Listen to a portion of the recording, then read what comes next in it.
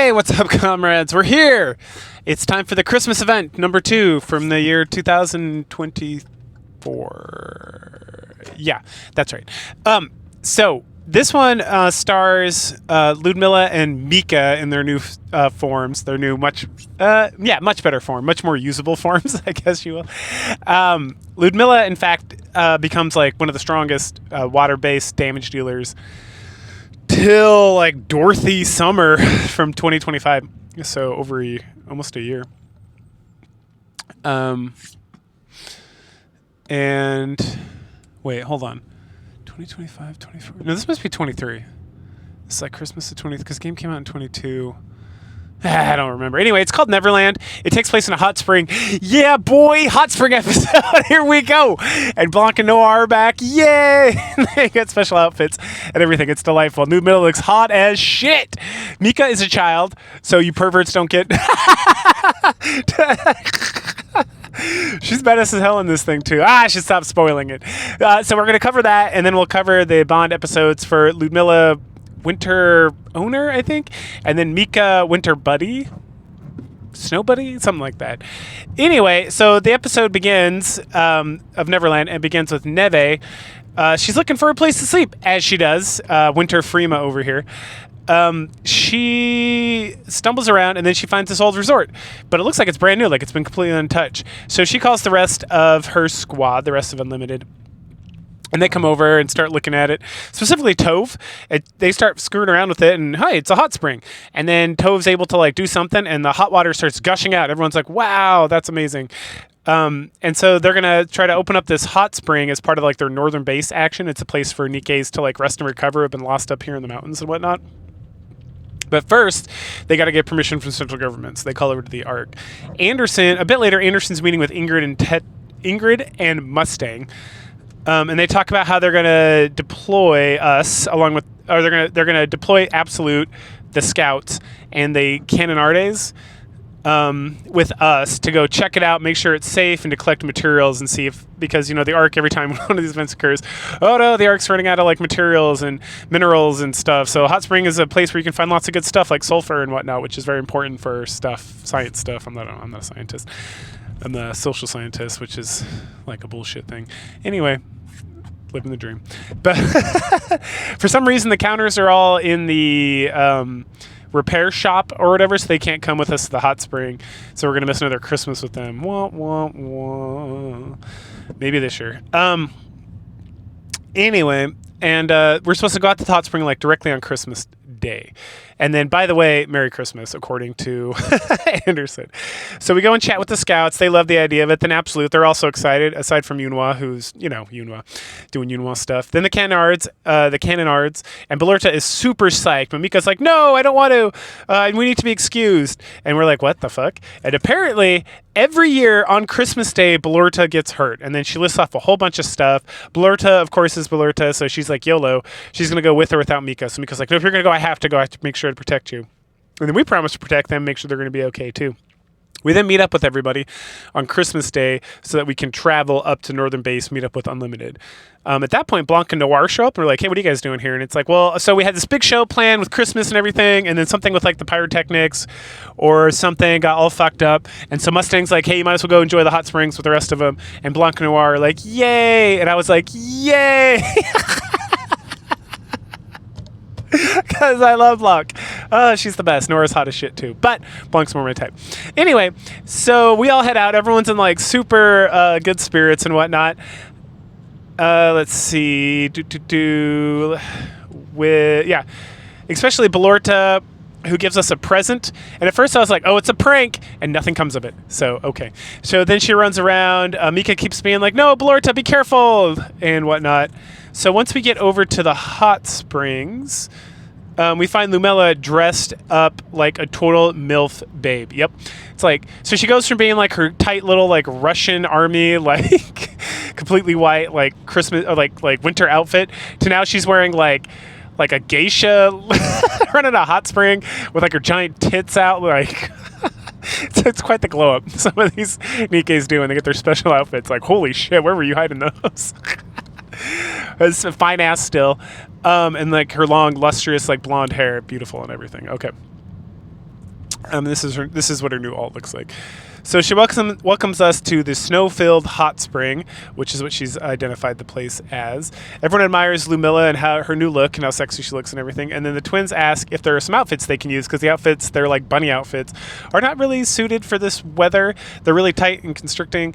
Obviously, they're for like their sexy dances and whatnot. And then Ludmilla is actually like, yeah, there's actually we found 4 outfits, and because the rest of Unlimited, for whatever reason, Tove, Alice, and Neve are like out doing more searching for stuff, or like they're out on a different mission or whatnot, that leaves Blanc and Noir can have 2 of the outfits, and there's 1 left, and then everyone goes through and like, no, I'm good, and finally, eventually, Bellerta's like, give it to Mica, and then she's like, what? No, and it's like, too bad, you're getting it, and she's like, she gets dragged off. The twins come back, and chef's kiss on these fucking outfits. Like, I wish I was playing this game back then, because I would definitely get these. Like, if honest to God, if Blanc's outfit pops up this year for Christmas in 2025, I will probably buy it, because I'm a sucker and I have too much money. Hot as shit, man. Holy cow. And then Mica comes out, and she looks adorable. Precious Mica, our little child, right? She's quite the adorbs.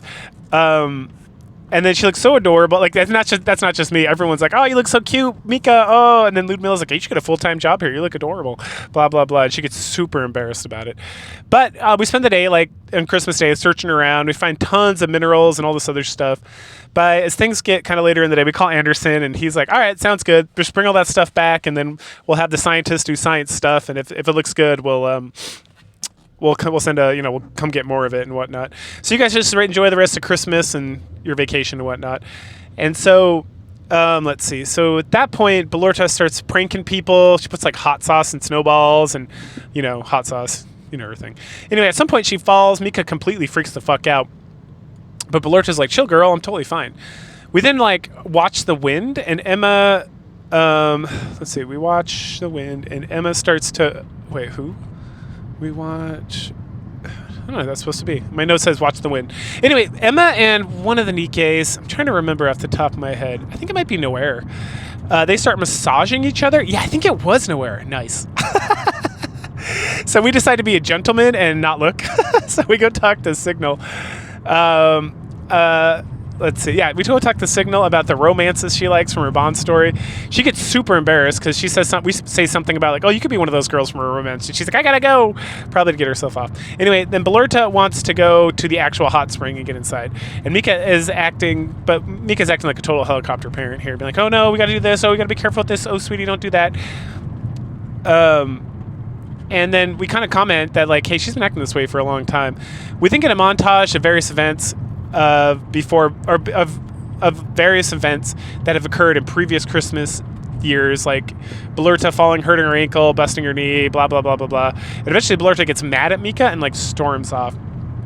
We tell Mica we want to help her apologize for being a helicopter parent to Bellerta, and then we talk to her a bit. Then Ludmilla plays mom and gives Mica some hard truths about being a friend. She uses the metaphor of a vine and a tree having a symbiotic relationship that, like, if one or the other becomes too, like, stifling of the other, then neither of them will grow because the vine helps the tree, or the vine climbs up the tree, but then the tree relies upon the vine for like something guidance. I don't remember. It was pretty good. I just don't remember exactly what it was. We then send Mica off to apologize. A bit later, we find Mica walking around in circles and trying to come up with an apology. Standing with us is Ludmilla and Bellerta, and so we talk with her, and she mentions that the real reason that Mica freaks out so much around Christmas is not because of these accidents, these like tiny little accidents that happen every year. It's actually because Bellerta died on Christmas Day when they were in the orphanage. And so Mica and Bellerta are some of the few Nikkes that have like complete remembrance of like their pre-Nikke life, which is very unusual for as like a friendly reminder. Like most people when they become Nikkes, they like take all those like human thoughts from like before they turned into Nikke and they like shove them in a little box and like put them away forever. But for some reason Mica, I don't think I ever got like firm information from their Bond stories or anything as to why they remember everything. Maybe because they were kids or I don't know. Anyway, let's see, as an orphanage. Oh, yep. But Bellerta really, really, really wants Mica to have one good Christmas where she doesn't have to worry about anything. So we agreed to help her, and so does Ludmilla. So how we're going to do that, we're going to plan a huge party. So we start planning and we kind of set up Mica and Belorta to both be working on like a cake with Emma, because apparently Mica is like an excellent chef, and Emma, as you know from like previous stories and her Bond story and events like the last Christmas event, that she is a complete disaster. And her cookies get referenced again in this from like the previous Christmas event where it starred Anne and Rupee. And part of that is Emma's like, I'll make food. And then someone's like, hold up, wait a second. How about you make dessert and I'll make food? I think it's the twins. Are like, no, sweetie, we'll make that. And she's like, I'll make the cake. And so Mica and us and Belorta go help make the cake as well. So we go and working on the cake, and Mica's like, oh, this and that. And then it's like a complete disaster. Like, it's like, oh, what should the cake be? And it's like chocolate and ketchup. And it's like, what? Mica's like, no, that's not how cake works. And then she just kind of makes the best of it, and we're chit-chatting and having a good time. And Mica's just so happy that everyone's enjoying themselves and having a good time on Christmas, because normally it's such like a headache and stressful and whatnot. And she mentions that she never realized that Christmas could actually be like a happy day and a delightful day. And it's like, oh, sweetie, it's so sad. At some point, when all the food is done and we're like setting up for the feast and hanging out, Ludmilla shuts all the lights off, and we get a nice shot of everyone enjoying like the Christmas lights and the delicious food and everything. And they take a picture, and then Blanc and Noir are like, I want to try the cake, and Mica's like, and they each take a slice, like one takes ketchup and one takes chocolate, and they're like, wow, that's delicious. And then they share with each other like, wow, that really is delicious. And Belorta's like, see, Mica is so good at cooking, and it's like, holy shit, Mica's power to cook like overwhelmed Emma's like ability to create a disaster, a food disaster. So then everyone tries the cake, and everyone loves it, and they're praising Mica, and she's super happy. As the party goes on, Belorta is like wants to go get some fresh air, and then Mica asks if she can come with her as well, right? Because she's trying to be more of like a gentle friend and not be this like helicopter parenty. And she's like, sure. So they go out and they talk about all the fun they're having, and then Belorta brings up fireworks, and it's like, hell yeah, fireworks. So they run off hand in hand to make that happen. When I say they run off, they run back into the hot springs. They tell everybody that they want to set up fireworks and everything, and Ludmilla's like, nope. And Belorta's like, please, please, please. And Ludmilla's like, hell no. Finally, they convince her all to head off to set off fireworks. You may ask, like, why is Ludmilla being such a fun police? And it's, avalanches and shit, right? That's why. Ludmilla then puts Blanc and Noir in charge of the hot springs, so she and the cannonaders and us can head out. So we go. The storm that was going on before is kind of lifted, so it's like, all right, maybe fireworks work. So we climb up on the top of this mountain or hill or whatever, and it's a good spot for fireworks. And right as we're about to set them off, the storm picks up again. So we head down, but then dun dun dun. Yes, of course, it's just like with Tove. It's an avalanche. Everyone, once the avalanche goes through, everyone's fine except Belorta, who's missing. Mica freaks the fuck out, and then we get a flashback. We get like this. There's like a news story about this sovereign lady, and for back reference, the sovereign. There's like 3 classes of people in the arc. Sovereigns are like the highest class, right? They're like the nobles and the like rich merchants and whatnot. And Ludmilla is a member of like this class. Because she's a member of like a royal family. Okay. Anyway, so there's the sovereign lady is talking to like an orphanage director about how great things it is and about all the help the sovereigns do to like help the orphans and whatnot. And then Mica comes up and like thanks the lady, and then the lady sees like an injury and is like, where'd you get that from? And then Belorta blurts out that it was the director who did it, and the lady's like, cut the cameras. Everyone get out of here. Go over there. We're going to eat a meal over there. And then once all the news people leave, she goes up to the director and she's like, you fucking fix this and you fucking fix this now. I don't want any more embarrassments. Like, do what you got to do. So then there's a huge meal, and then everyone's like, Belorta and Mica are back like resting, and then Belorta starts being like, oh, my stomach, it kills. And at that point, Mica's like really starting to freak out because Belorta it doesn't seem like she just has a little tummy ache. It seems like she might be having like a hernia or something, or like not a hernia. I don't know, but there's some like real issues there. So then the orphanage director comes in, and Mica starts pleading with him that they take her to the hospital, and the director like screams at them for embarrassing him and making a big deal about him hitting them, and he starts like hitting Mica, and then Belorta like jumps in the way even though she's all sick and like dying, and he just beats the shit out of her, and that's how like she dies. Like, holy cow. Anyway, so back to the present. Mica's still freaking out. And Ludmilla is able to like calm her down, and then we start to look around for Belorta, but no luck. And then Mica starts to like walk towards a cliff, and she's like whispering to herself about how like if Blorta's not alive, Mica doesn't want to be alive anymore, and she clearly is going to throw herself off. So we run over and like tackle her to the ground, which is another instance of like us, a human, tackling like a fucking Nikke to the ground, which is always super impressive. Because they're androids, or no, they're not androids, they're like cyborgs. Anyway, Ludmilla is like, all right, let's go back and like replan what we're gonna do, and then we can figure out from there. So we all head back to the snow-filled hot spring, and Ludmilla wastes no time in setting up the plan. So she's giving orders to everyone about what to do, about communications, about looking here, about looking there. We insist that we want to help as well. Meanwhile, Mica's like in complete shock. Ludmilla dishes out some more tough love to her, and then Mica finally like snaps out of it because she wants her friend to live, and she wants to believe that her friend's still alive instead of just giving up and being crushed with depression. And she cries a whole bunch while Mama Ludmilla, like Milfmilla, Ludmilfa, I don't know. Mama Ludmilla helps her out. At that point, we head out. As we search, Mica finds a signal flare that belonged to Blorta, and then she starts to get more excited and have more faith and belief that we're going to be able to find Blorta and save her. And then the bunny twins who came along. So it's the bunny twins, us, Mica and Ludmilla are like going down this path. I can't remember. Everyone else is doing like some random shit that is not important. Like Absolute went like that direction, and then Delta went like this other direction, and Signal's like back, like making sure everyone can communicate with each other, right? So it's a lot of hand wavy stuff just to get out of the way. Anyway, but if you remember from the twins story, that when they both hold hands and sing a little song, you get like super luck. So they hold Mica's hand so that she can have luck, and then they start going down the path, and eventually that leads us to.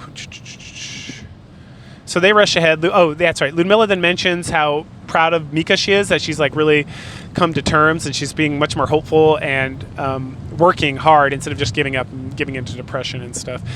At some point, Mica finds socks, Blorta's socks, but then she gets concerned because the path that was leading him to the socks just goes down like a cliff.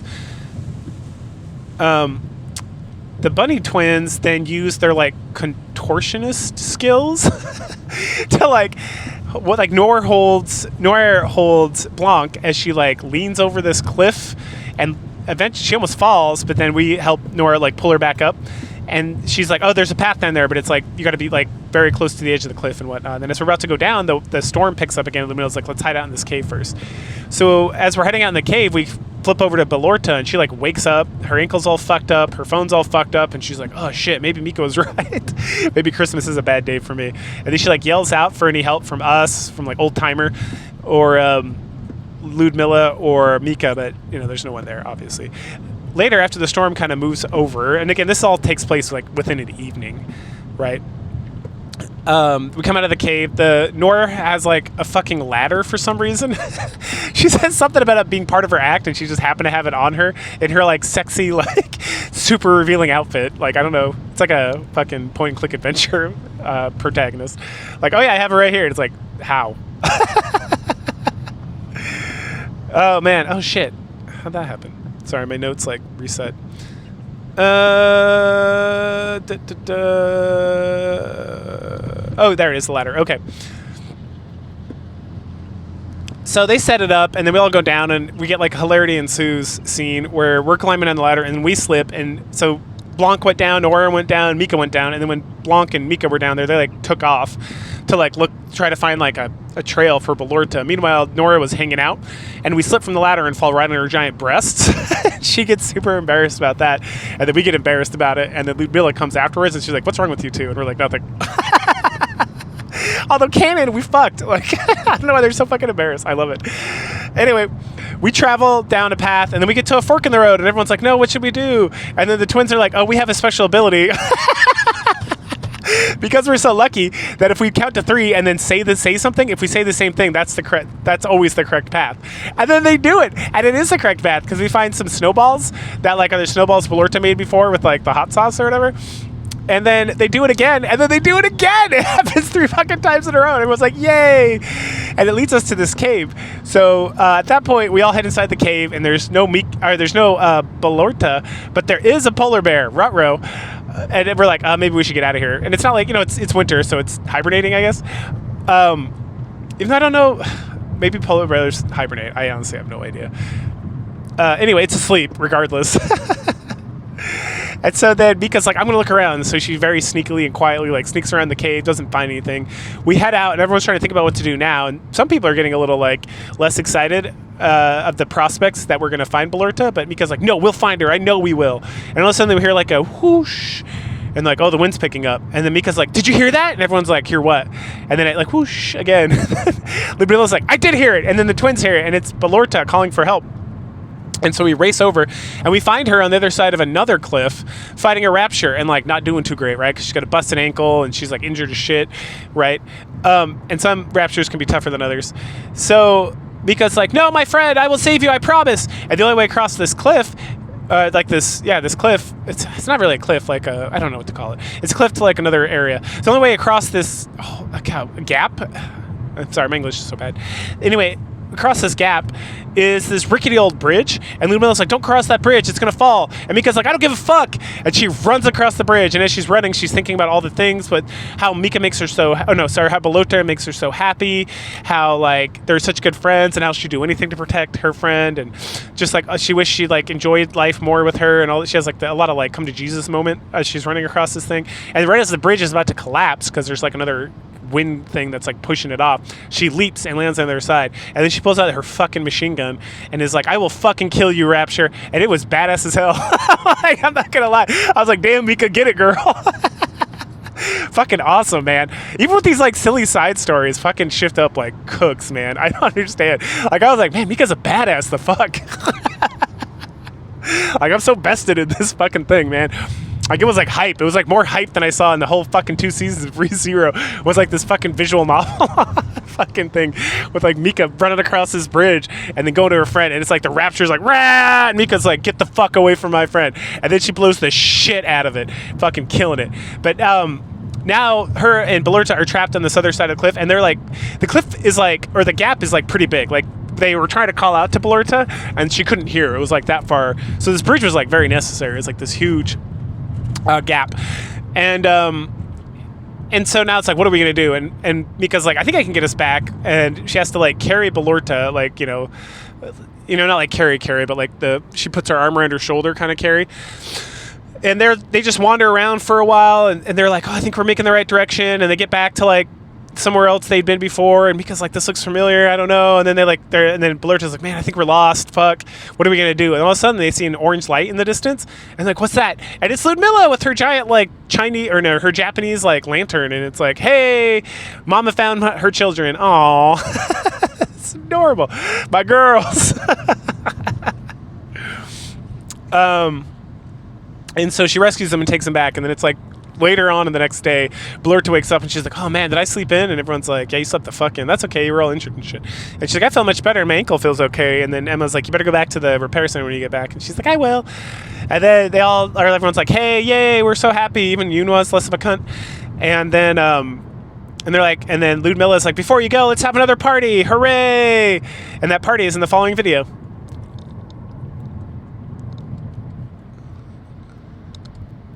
Yo, 楽しみましょうか。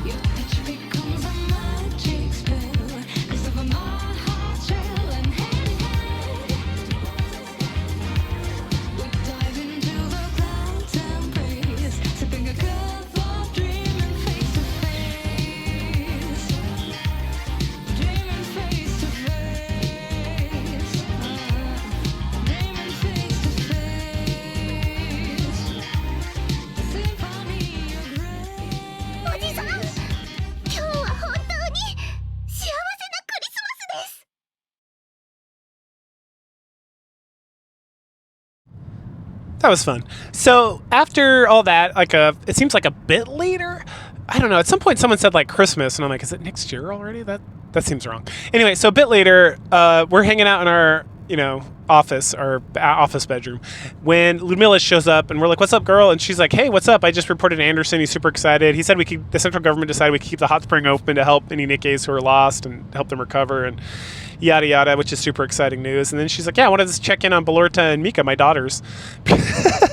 And we're like, "Oh yeah, we'll take you over there." So we head over to the toy store.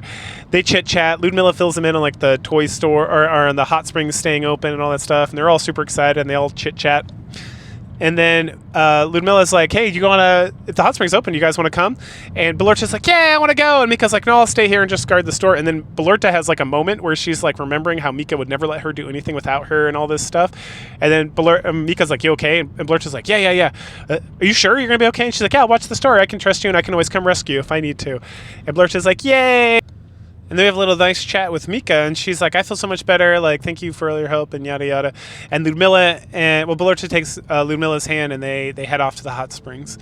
And Mica watches the store, and that wraps up Neverland, which is a fucking fantastic, like another banger, right?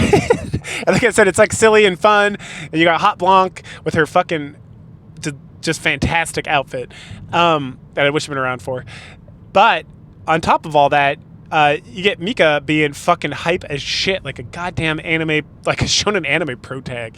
Like, holy cow, fucking awesome. So great character development as usual, even with these like kind of like very side event stories that have like nothing to do with the main plot, which is also fire, just constant like burning down a neighborhood fire. But yeah, next up we'll have the Bond stories for the two new characters. So Ludmilla Winter Owner's Bond story begins with Ludmilla, and a lot of it's just her reflecting on her human life as a sovereign. She's another one of these Nikkes that like defies the normal convention where they can't remember anything about their past. It's like a lot of them. But she's reflecting on how when she was a sovereign, she was like distracted and didn't really pay attention to things, but she knows her family was involved in like the Angel Orphanage, which is where Belorta and Mica come from. She's so distracted thinking about the dreams she's had about it recently that she doesn't notice as we enter. So when we come in, we see her holding a piece of paper, ask about what it is. She like puts it away real quick, doesn't want to talk about it. And then we decide to get her tea and talk to her about what's going on, make sure she's doing okay. She mentions that the piece of paper she's holding is a letter that she wrote to herself, and she's kind of reading through it, and also how she's working on like another letter that's coming up. She then mentions how tired she is running the hot spring while we're here.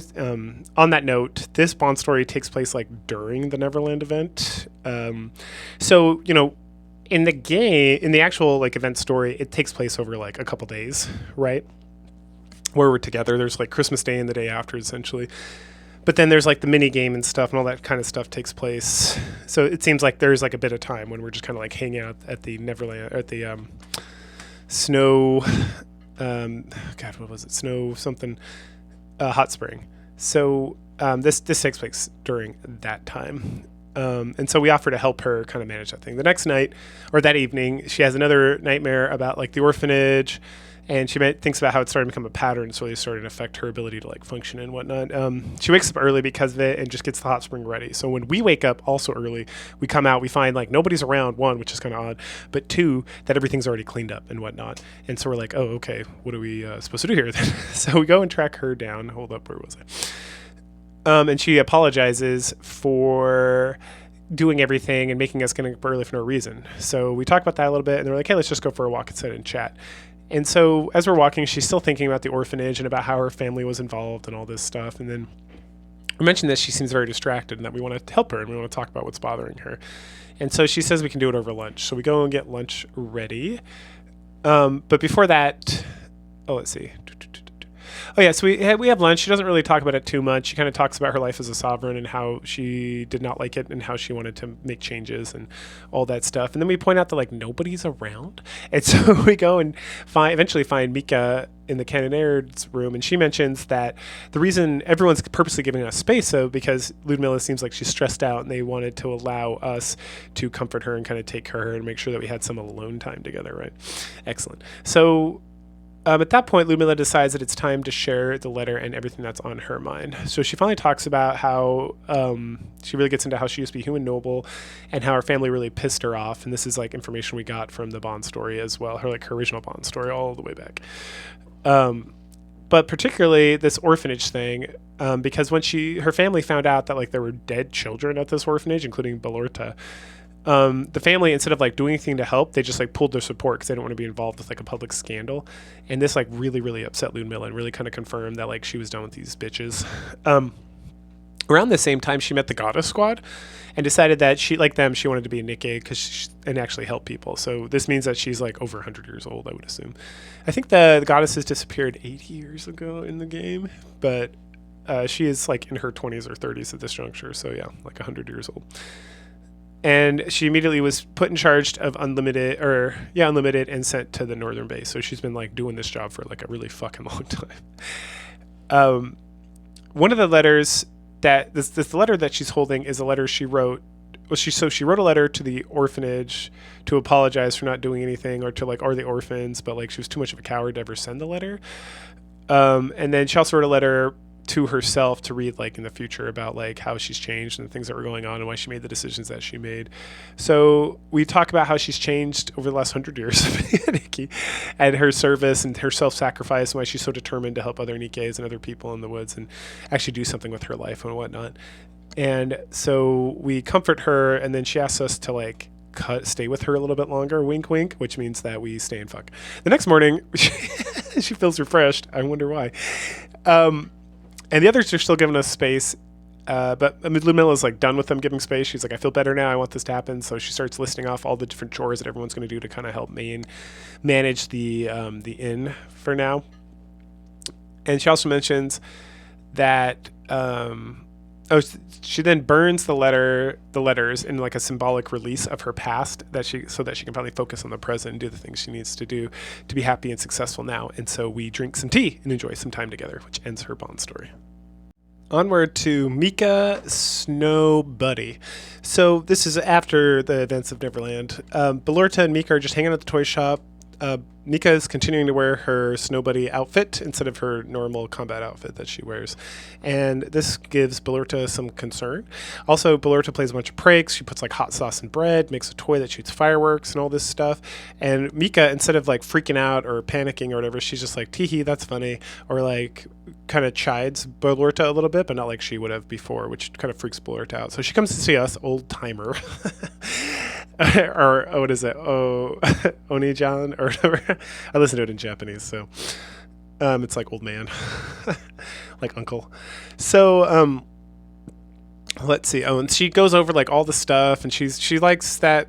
We talk about how Mika's like grown up a lot and how she's become more her own person, but Belorta's still kind of like freaked out by the whole situation and wants us to go talk to her. She wants us to check out the toy store and see how Mica has changed so much and see if there's anything we can do to like bring back the old one. And we're like, I don't know, we'll check it out, but we don't make any promises about convincing her to change who she is.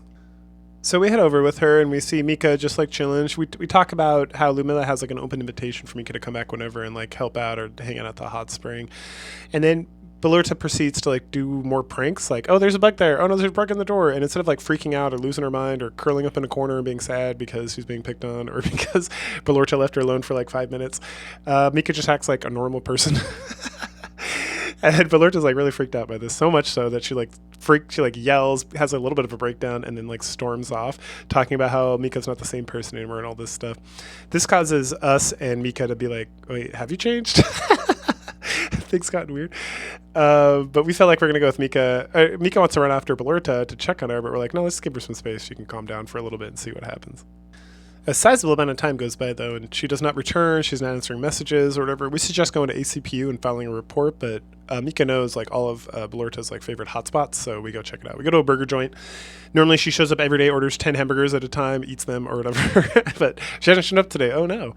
Then we head over to the shopping mall because Belorta loves it, and it's like, well, this is pretty busy. I don't know if we're going to find anyone around here, but we spend some time asking for her and seeing if anyone has seen her, but no one has. So then we go to like to the park, which is another regular spot where Belorta likes to pull pranks and whatnot. We search around, can't find her. Eventually we run into Polly, who's on patrol there. Mica kind of talks about missing Belorta with her and everything that's going on. And then at some point, Polly mentions that Mica seems a lot more confident, a lot more mature, and just kind of like more mature, more grown up generally. And then she has to run off to meet up with Miranda and Query.